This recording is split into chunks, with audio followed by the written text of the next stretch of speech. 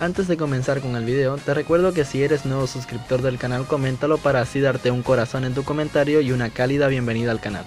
Y sin más que decir, disfruta del contenido.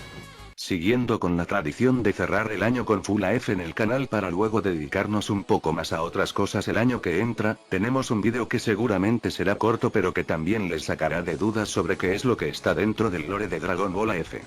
A lo largo y ancho de la sección de curiosidades de personajes de Dragon Ball AF, me han visto ya hablar desde el Super Saiyajin 5 hasta todas las fases Mystic.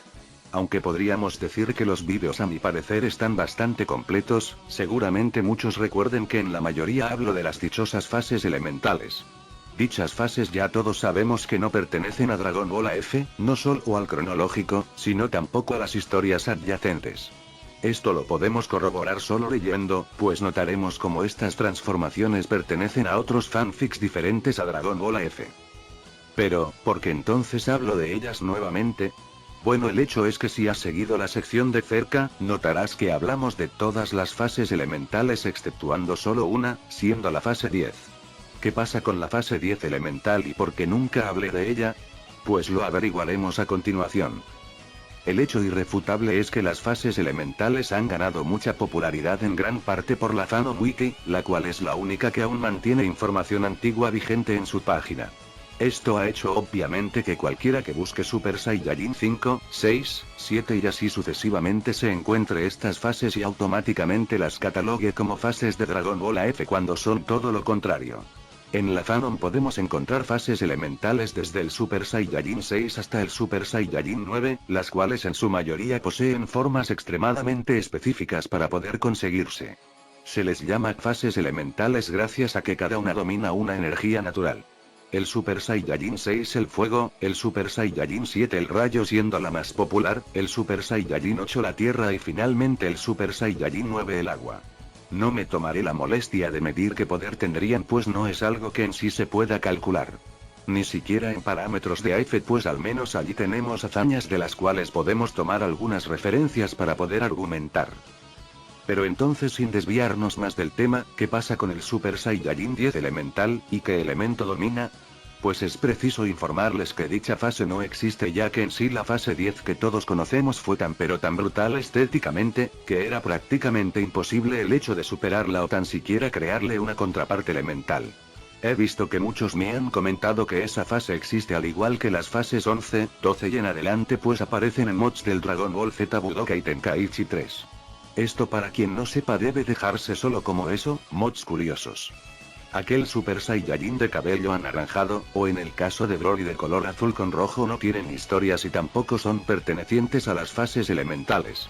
Con decir que en algunos mods está Gollito y Vegeta Super Saiyajin 12, que madre de Dios, ¿cómo se puede estar tan roto XD?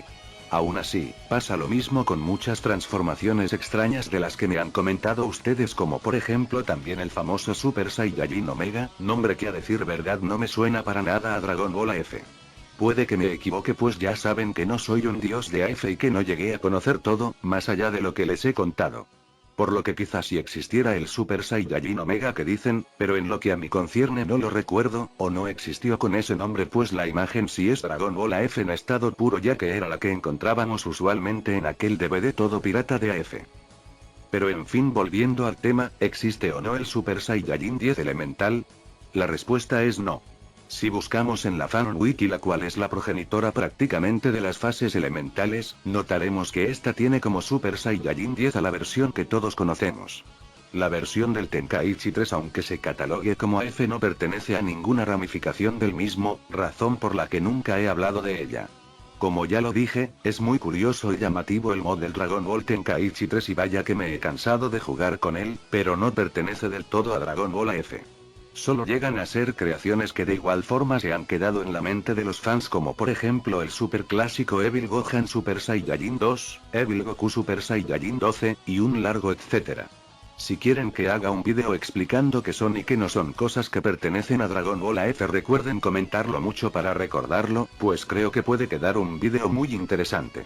No todo lo que vemos viejo es Dragon Ball AF, y tampoco AF se quedó en la historia cronológica pues todos sabemos lo grande y popular que fue AF mucho antes de que se entrelazaran las historias.